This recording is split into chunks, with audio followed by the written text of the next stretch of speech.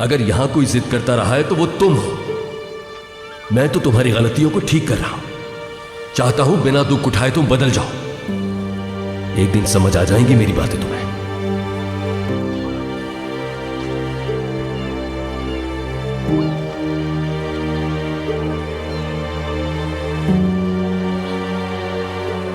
Hello.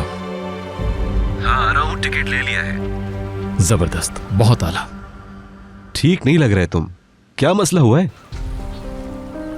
Aamir, हुआ क्या है ये बताओ मुझे। कहा आर्किटेक्चर पढ़ो, पढ़ लिया। फिर कहा छोड़ दो मास्टर कर लो, कर लिया।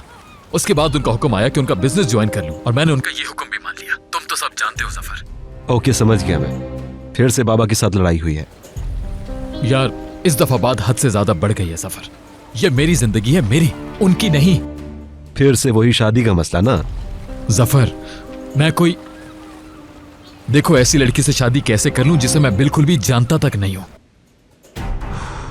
सीरियस मसला है यार जफर बात सुनो, एक काम करो तुम अभी यहाँ आने का टिकट कैंसिल करवा दो और पुर्तगाल का टिकट करवाओ। मैं भी वहीं आ जाता हूँ, वहीं मिलकर बात करते हैं फिर। बको मत यार, शादी से भागने के लिए तुम फॉरेन कंट्री चले जाओ।